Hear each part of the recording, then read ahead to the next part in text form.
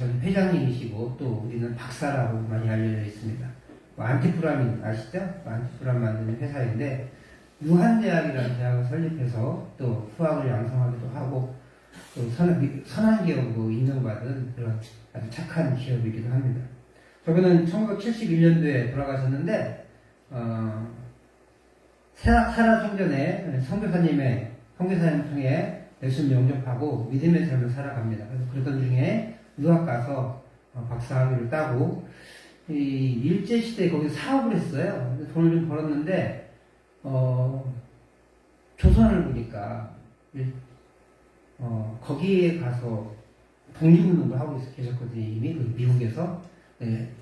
한국 사람, 조선 동포들을 도와야겠다. 뭐 어떤 걸 하면 제일 좋을까 보니까 약값이 너무 비싼 거예요. 정말로 좋은 약을 주면 이 사람들이 잘 살 수 있을 텐데 하는 불쌍한 마음을 가지고 그가 의학을 사업을 세웁니다. 유한양행이라는 회사를 세워서 그렇게 국민들을 섬기고 또 독립운동에 자금이 되고 그렇게 합니다. 1971년에 돌아가셨는데 노안으로 돌아가실 때 주식을 전부 회장님이 주식을 갖고 있었잖아요. 주식을 전부 학교에 기증합니다. 아마 유한대학 법인에 한 것 같아요. 그리고 아들, 딸, 자녀들 있잖아요. 자녀들은 대학까지 공부시켜줬으니 이제 자신의 길은 스스로 개척하라 라는 유서를 남기고 돌아갔습니다. 그리고 그 아들이 부사장인가 있었는데 잘라요. 가족들을 다. 전문 경영인이 맡깁니다. 사람들이 깜짝 놀란 거죠. 그리고 1968년도에는 그 세금을 철저히 내서 정부로부터 모범납세 법인으로 선정돼서 동탑 산업훈장을 받습니다. 근데 사실은 이게 주고 싶어진 게 아니고 그 즈음에 박정희 정권이었잖아요. 이 박정희 정권이 부정부패를 단속하려고 했어요. 그래서 이제 시범 케이스로 한 회사 잡으면 그냥 아주 혹독하게 벌을 내려서 부정부패를 없애려고. 근데 사람들이 그 법을 교묘하게 잘 이용하잖아요. 이 사람들이 그렇게 세무조사를 하고 뭘 어떻게 하고 해서 비리를 붙잡아라, 캐나봐라 라고 했는데 이 일을 진행하는 사람들이 비리는 안 켜놓고 뒷돈만 받은 거예요. 아니나 다를까 이 유한양행이도 이런 커미션을 요구하는 사람들이 생겨났습니다. 정치자금을 내라 뭐 이렇게 하니까 정치자금을 못 낸다 나는 그렇게 비정상적인 행동을 하지 않겠다. 불법적인 행동을 하지 않겠다. 그리고 정치자금만 내겠어요? 그에게 뇌물을 바치는 거지. 그것을 하지 않겠다. 라고 얘기해요. 사실, 현대그룹 같은 경우는 사실 그것에 잘 맞춰져가지고, 대규모 토목정책을 수주받아서 대기업이 됩니다. 예를 들어서 경부고속도로를 현대건설이 하잖아요. 그런 이유예요. 하지만 유일한 이 박사는 정치자금을 주는 걸 거절해서 결국은 이제 그래? 우리 말 안 들어? 라고 하면서 이제 세무조사를 시작한 거예요. 몇 월 며칠 날 세무조사 나갑니다. 그랬더니 아무것도 없는 거예요. 안 되겠다 싶어가지고 이번에는 기습적으로 나갔어요. 기습적으로 나가면 혹시나 걸릴까 해서 나가보는데 똑같은 거예요. 당시 세무조사관이었던 사람이 이렇게 말했대요. 아무리 털어도 먼지 한 톨 안 나는 사람이 진짜 있구나. 탈세 내역이 전혀 보이지 않았대요. 그리고 안 내도 되는 세금까지 굳이 냈다는 거예요. 이거 안 내도 되는 건데? 하는 세금까지 냈어요. 그러니까 그걸 보고 이제 혀를 찬 거죠.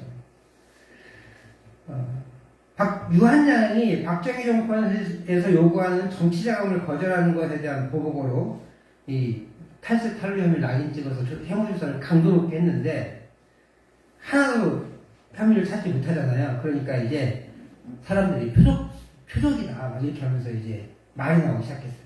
아무리 박정희여도 이 대중들의 그 마음을 놓칠 수는 없으니까, 선거는 조작해도 이 마음을 잃을 수는 없으니까 어쩔 수 없이 그 일을 멈추기 시작했습니다. 심지어 이 사람들이요, 약품을 또 조사를 해봤대요. 약품의 이상이 있는지 없는지. 약들은 아무 이상이 없을 뿐더러 약이 조금 지나면 손실되나 봐요.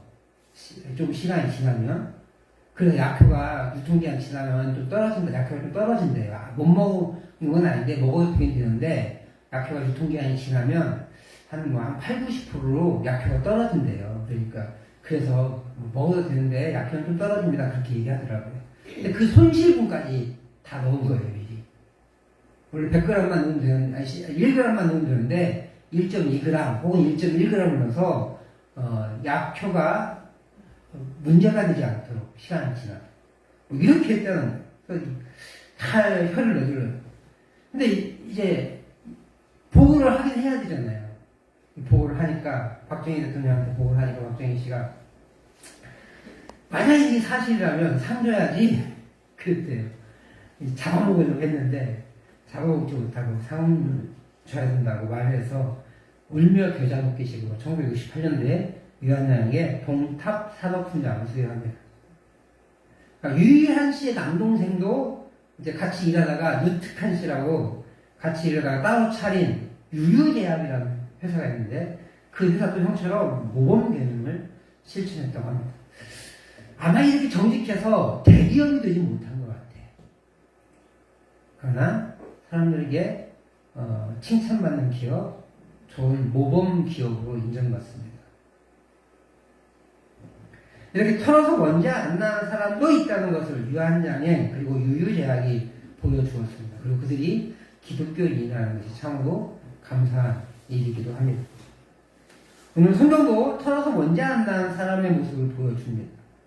바울 사도는 지난 며칠간 계속된 추문을 받습니다. 5일 전에는 이틀 연속 예루살렘에서 천부장 루시아 앞에서 유대인들의 고소에 해명했습니다. 오늘도 가이사라의 법정에서 총독 벨리스 앞에서 유대인의 변호사 더둘로의 고소를 받습니다. 그리고 더둘로의 고소를 들은 벨리스 총독이 바울 사도에게 변호할 기회를 줘요. 바울 사도는 오늘 본문을 통해서 정치적 소요를 사주했거나 심지어 유대 율법을 범하지 아니하는 거죠. 그래서 어디 하나 꺼리낌이 없기 때문에 자신이 있었습니다. 정치적 소유를 사주했거나 혹은 심지어 유대 그 율법을 범하지 않았습니다. 오직 하나님의 구원의 복음을 전하는 데만 온 생애를 바쳤습니다.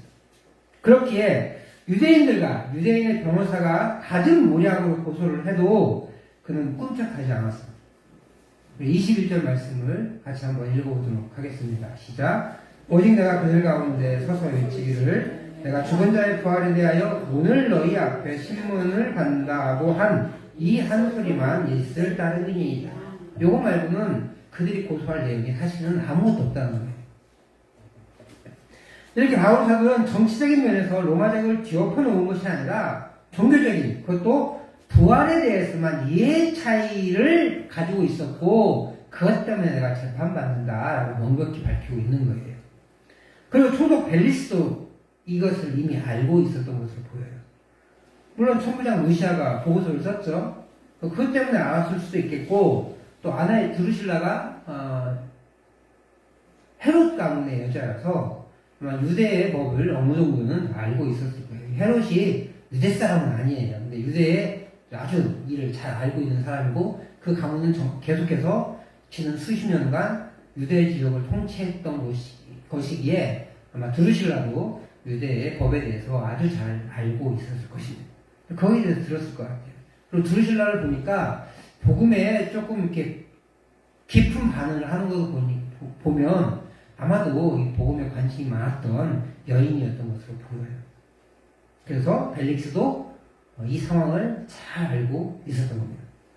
그렇게 하나님은 이번에는 총독 벨릭스를 통해서 바울 사도를 보호하십니다. 당당했기에 바울 사도 자신을 자신 있게 보호할 수 있었고, 또 20절에서는 그들에게 고소할 내용이 있으면 한번 해보라고 당당히 요구할 수 하기도 했습니다. 우리 20절 말씀도 같이 한번 읽어보도록 하겠습니다. 시작. 그렇지 않으면 이 사람들이 내가 공회 앞에 섰을 때 무슨 옳지 않은 것을 보았는가 말하라 하고서 자신이 털어서 먼지 나올 게 없을 것임을 알았습니다. 이렇듯 사도는 복음에 살다 보니까 법 앞에서도 정직하게 살았고 법 앞에서도 떳떳하게 살았기에 나를 자신을 고소하는 그들에게 자신이 옳지 않은 일이 있었다면 당당하게 고발해봐라 라고 말할 수 있었던 거예요. 사실 앞서 더둘러가 바울사도는 고발했잖아요. 고발을 했는데 법을 어긴 거에 대해서 고발한 것은 한 번도 없습니다. 그저 감정이 호소했어요. 나쁜 마음 가지고 먼지를 털어보십시오 라고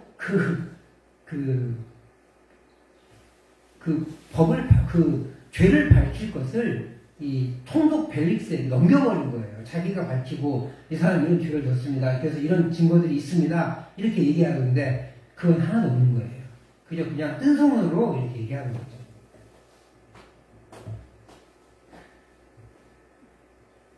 그리고 그것을 바울사도는 간파하고 있는 거예요. 그래서 옳지 않은 거 있는지 한번 말해보십시오 라고 얘기하는 거죠.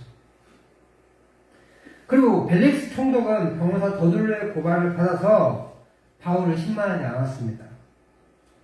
더둘러는 8절에서 그를 직접 신문하면 죄를 알 수 있을 것이랍니다 라고 말해요. 그러니까 자기가 해야 될 역할을 하지 않고 총독에게 넘기는 거예요. 우리 8절 말씀 한번 읽어보도록 하겠습니다. 시작. 당신이 친히 그를 신문하시면 우리가 고발하는 이 모든 일을 아실 수 있나이다 하니. 근데 이미 다 알고 있잖아요. 그래서 이런 사주를 받았지만 벨릭스 총독은 신문하지 않습니다. 악한 마음, 기분 나쁜 마음 가지고 막 신문할 수 있거든요. 그런 마음 갖지 않아요. 왜 벨릭스가 그럴 수 있는지 지난 시간에 얘기해드렸는데, 지난 시간에 보면은 벨릭스는 이 유대의 소유들이 한 4번 정도 일어났었는데 그것을 진압했다고 했잖아요. 그 진압하는 과정에서 왜 이렇게 강하게 진압했는데 왜 이렇게 강하게 진압하냐면 이 사람은 천민 출신이에요. 뭐 아주 천민 출신이 아니라 로마의 귀족 출신이 아니고 평민 출신이어서 이 평민이 겨우겨우 해가지고 거기까지 올라간 거거든요. 근데 여기서 문제가 생기면 바로 그냥 그 지위를 박탈당할 수 있기에 아주 조마조마하는 거예요. 그런데 그래서 이 정치적인 모함으로 이 벨릭스가 더둘러가 얘기를 했는데 벨릭스가 이미 알고 있으니까 신문하지 않고 뭐라고 얘기해요? 이렇게 한번 해보라고. 여기서 이제 더둘러가 얘기했다면 바울사도 여기 있다면 이렇게 얘기해요. 그래서 또 해? 이런 식으로 한 거예요. 그리고 총독은 바울사도의 변명을 듣고 마음을 완전히 굳혀버린 것 같아요. 그리고 심지어 이 상황을 변명한 것보다 더 자세히 많이 알고 있었기에 그를 정죄하거나 유대인의 수면에 넘겨주지 않았습니다. 그리고 이렇게 얘기해요. 22절 말씀을 같이 한번 읽어보도록 하겠습니다. 시작. 벨릭스가 이도에 관한 것을 더 자세히 아는고도 연기하여 이르되 천부장 루시아가 내려오거든 너희 일을 서결하리라 하고. 그러니까 더 많은 것을 알고 있는 거예요. 앞서 얘기한 것처럼 이렇게 아내를 통해서 혹은 다른 루시아의 보고를 통해서 이미 알고 있는 거죠. 더더군다나 이제 거기서 바로 해도 되는데 이 다음 주에 살펴보겠지만 이 사람도 총독도 이제 평민 출신이니까 유대인의 눈치를 봐야 되는 거예요. 그러니까 거기서 바로 바울 무죄 이렇게 해버리면 막 또 문제가 일어나니까 야 기다려 루시아 오면 해결해 줄게. 러시아 말 듣고. 근데 러시아가 다 보고서 작성해서 보냈기 때문에 사실 다 알고 있는 거거든요. 네. 교묘하게 빠져나가려고 해요. 그리고 그가 2년 동안 머무르는데 2년 동안 아무 일 안 해요. 그리고 러시아도 가이사랴에 와서 그 일을 했다라는 이야기가 없어요. 그냥 차일피일 미루고 있는 거예요. 어쩌면 러시아가 아예 안 왔을지도 몰라요, 가이사랴에. 그렇게 벨릭스 총독은 바울 사도를 같은 연금시키되 군사를 세워 보호하게 합니다. 그리고 뭐 어느 정도 돌아다닐 수 있게 했던 것 같아요. 자유로 허용해달라고 한 거 보면 뭐 이렇게 묶어놓지도 않고 자유롭게 돌아다닐 수, 웬만큼은 돌아다닐 수 있었던 것으로 보입니다. 또 무엇보다도 친구들, 즉 성도들이겠죠. 가이사랴에 있는 성도들 혹은 예루살렘에서 같이 온 성도들, 그 성도들이 돌보아 줄 수 있게 배려합니다. 그래서 바울 사도의 안전을 보호하는 거예요. 사랑하는 성도 여러분, 오늘 본문을 통해 우리 하나님은 또 바울 사도를 벨릭스라는 총독을 통해서 보호하시는 장면을 보게 됩니다. 이제는 모든 역경을 견디고 이제 로마로 향하고 있잖아요. 성도들의 만류에도 불구하고 예루살렘에 입성하였고 일주일째 되는 날 잡혀서 결국 결박당합니다. 그래서 그 예언자의 예언을 맞았다는 것을 또 보여주죠. 하지만 예루살렘에서의 결박은 천부장 루시아를 통해 보호되었고 동시에 연락도 제대로 하지 못하고 살던 조카에 의해 살해 의도를 피하게 됐습니다. 또 역시 보호받았죠. 이곳 가이사랴에 와서는 총독 벨릭스에 의해 또다시 보호받는 기적을 보게 됩니다. 어찌 보면 생기를 제외하고는 바울 사도의 조카를 제외하고는 다양한 일처럼 보여요. 천부장 루시아도 예루살렘에 소요가 일어나면 자기 잘리거든요. 그 사람은 자기가 돈 주고 로마 시민권을 산 거잖아요. 그러니까 언제 없어질지 몰라. 이 시민권은 별로 이렇게 높은 지위의 시민권이 아니에요. 전쟁 등등하고 있는 사람이란 말이에요. 근데 여기 예루살렘 소요가 일어나면 어떻게 돼요? 바로 잘리죠. 그러니까 아주 민감하게 반응합니다. 그래서 바울 사도를 구출해내요. 벨릭스도 마찬가지예요. 평민 출신의 총독으로서 자신도 더 욕심이 내서 이제 로마 중앙정부에 들어가고 싶은 거예요. 그런데 소요가 일어나면 안 되잖아요. 그래서 이 바울 사도를 로마 시민권자를 보호합니다. 차일피일 미루면서 유야무야 넘어가게 만들어요. 그러니까 없잖아요. 그 다음에 유해인들이 계속 고소했다 이런 말이 없잖아요. 대충 넘어간 거예요. 뭐 어쩌면 지쳐서 그냥 갔겠죠 다시.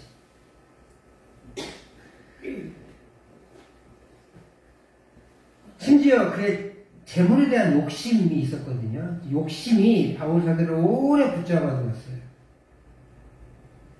그래서 유대인의 살해 의도를 꺾어버립니다.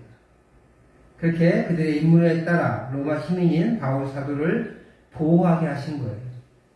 그럼에도 바울 사도의 모습이 당당할 수 있었던 것은 그가 법 앞에서 떳떳할 수 있었기 때문입니다. 요한장의 유일한 회장님이 불법 정치자금을 요구받았을 때 거절할 수 있었던 이유는 자신이 법을 어긴 것이 없으니까 어떻게 할지 못할 거다라는 거예요. 반면 50 시절에 국제상사는 거기 사람들 불법 정치자금을 요구받았을 때 거절하거든요. 그 국제상사는 지리멸렬 합니다. 국제상사의 그 상황을 정확하게 모르지만 가장 반대가 있었어요. 그러니까 더 악한 사람이에요. 이 사람은 50의 그 전무 씨는 나한테 세금을 안 내니까 불법 정치자금 세금 안 내니까 이 불법 자금을 안 내니까 그냥 우리나라에서 그래도 제일 잘 나가고 수출까지 하는 신발 수출을 유명 메이커로 수출하는 그 회사를 그냥 무너뜨려 버린 거예요. 너 나한테 돈 안 내? 하면서 막 그 회사를 죽여버렸어요. 그나마 박정희 씨가 조금 낫죠. 그래? 이런 인간이 있어? 그러면 상줘야지. 세금 안 내는 게 기분 나쁜 게 아니라 그래도 정직하게 하네? 하면서 상을 주는 거죠. 근데 50의 전모 씨는 그냥 쓸어버린 거예요. 어쨌든 법 앞에 떡떡할 수 있었던 이유가 뭐라고요? 정직해서. 그가 왜 법 앞에 정직할 수 있었어요? 복음의 삶을 살았기 때문에 그래요. 근데 있잖아요. 복음을 전하면서 로마 정부를 비판했다면 어떻게 됐겠어요? 정치복음으로 걸리죠. 근데 사실 복음은요, 정권을 비판할 수밖에 없어요. 세상이라는 말로 비판할 수밖에 없어요. 왜냐하면 다른 결을 가거든요. 나와 다른 결을 가다 보면 나와 다른 결에 있는 사람을 비판할 수밖에 없잖아요. 목회자도 마찬가지거든요. 사실 목회자가 이걸 중시하는 사람이 있고 이걸 중시하는 사람이 있어요. 그러면 이걸 중시하는 사람은 이걸 중시하는 사람과 잘 안 지내요.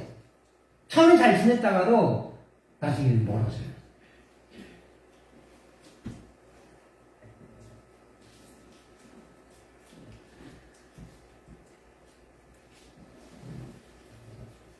세상 정부와 교회는 사실 같은 길을 할 수가 없어요.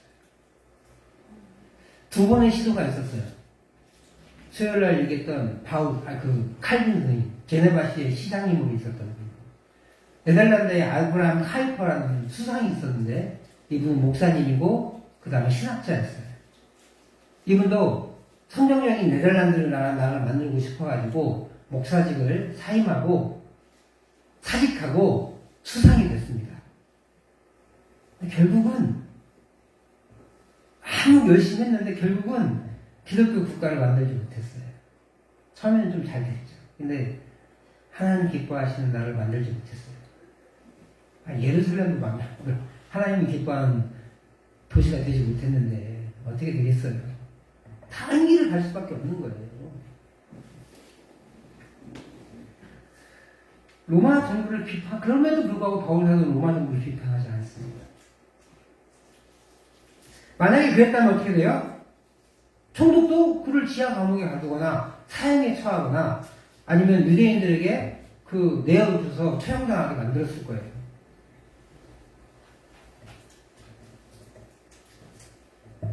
사탄의 공격에 우리가 믿음으로 당당히 맞설 수 있어야 됩니다. 그러기 위해서는 법부터 준수해야 돼요. 최소한의 법. 정직해야 됩니다. 사람을 배려할 줄 아는 삶을 살아야 합니다. 이런 것이 뒷받침되지 않고서 우리가 믿음으로 당당히 맞설 수가 없어요. 신명기에서는 이런 교훈을 합니다. 같이 한번 신명기 25장 13절에서 16절 말씀을 읽어보도록 하겠습니다. 같이 읽습니다. 시작. 너는 내 주머니에 두 종류의 저우추 곧 큰 것과 작은 것을 넣지 말 것이며 내 집에 두 종류의 돼 곧 큰 것과 작은 것을 두지 말 것이요. 15절. 오직 온전하고 공정한 저우추를 두며 공정한 되를 둘 것이라. 그리하면 내 하나님 여호와께서 내게 주신 땅에서 내 날이 길리라. 이런 일들을 행하시는 모든 자, 악을 행하는 모든 자는 내 하나님 여호와께 가증하니라.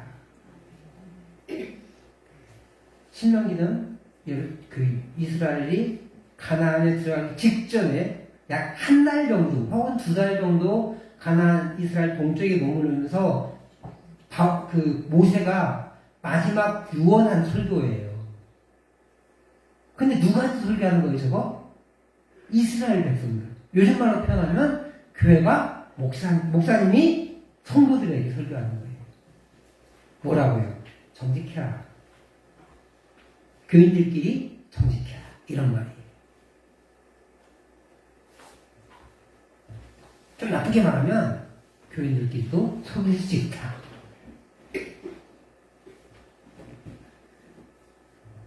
이것은 돈을 좀 더 벌려고 속이지 말라는 거예요. 돈 좀 벌려고 중국산은 국내산이라 거짓말하지 말고 돈 좀 더 벌어보려고 공정한 저울과 괴를 사용하면 공정하지 않은 죄와 저울을 사용하지 말라는 거예요. 돈 좀 벌려고 공정한 저울과, 돈 좀 더 벌려고 안 해도 공정한 저울과 죄를 사용하면 오히려 하나님께서 그런 사람에게 복을 주시겠다라고 하는 약속이에요. 저 15절 빨간 글씨 보면은 내가 주신 땅에서 내 날이 길이라 장수하겠다는 말이거든요. 이 장수는 이렇게 해석하시면 돼요. 하나님의 복. 그래서 장수를 약속하신다는 것은 하나님께서 복을 주시겠다라고 하는 은유적 표현이에요. 사랑하는 성도 여러분, 지금 좀 더 벌어보겠다고, 지금 좀 어려운 이 난관을 모면해보겠다고 거짓으로 대하거나 남에게 손해를 끼치거나 모함하거나 하지 않기를 바랍니다. 복음 안에 있는 사람은 신뢰할 만한 사람이어야 합니다. 마태복음 5장 37절에서 예수님이 어디에도 맹세하지 말라고 가르치면서 하신 말씀이 있어요. 57절 말씀 같이 한번 읽어보도록 하겠습니다. 시작. 오직 너의 말은 옳다 옳다 아니다 아니다 하라. 이에서 지나가는 것은 악으로부터 나느니라. 이 말은 두 번씩 말하는 말이 아니야. 오라 오라 아니야 아니야 이런 말 하지 마는 게 아니라 옳은 것은 옳다고 얘기하라. 아닌 것은 아니라고 얘기하는 것을 끝쳐라 이런 말이에요.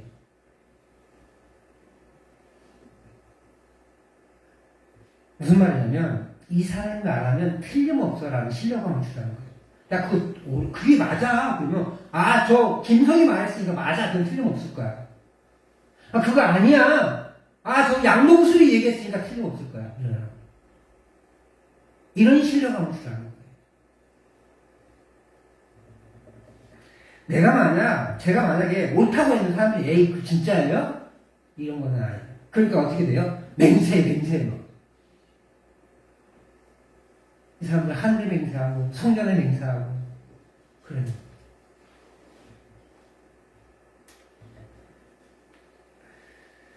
만약에 내가 옳다고 했는데 못 믿겠어 라고 한다면, 내가 아니라고 했는데 에이 거짓말 이라고 한다면 그것은 내 악행 때문에 사람들이 신뢰하지 못한다는 것이죠.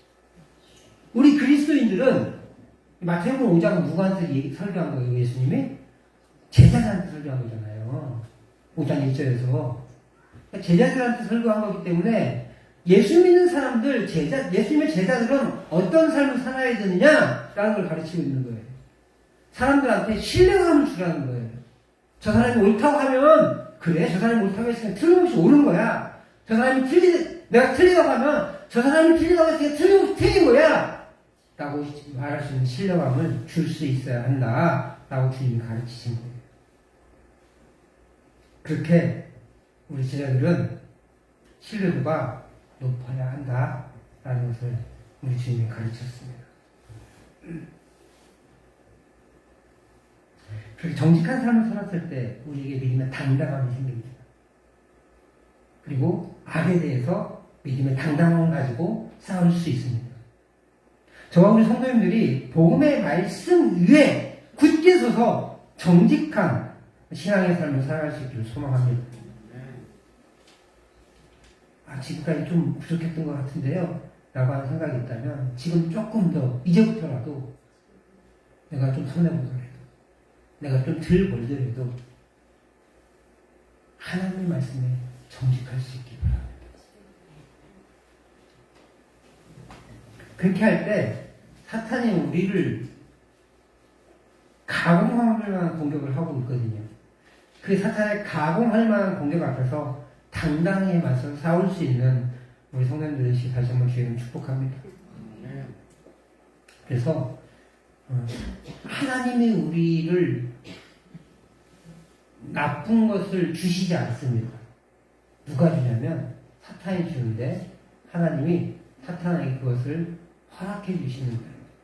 욥기서를 보면 알 수 있죠.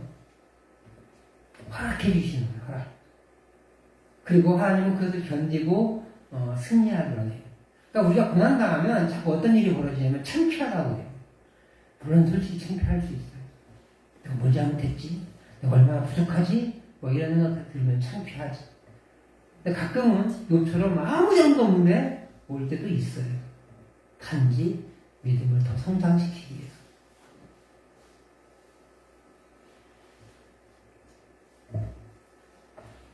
근데 그때 우리가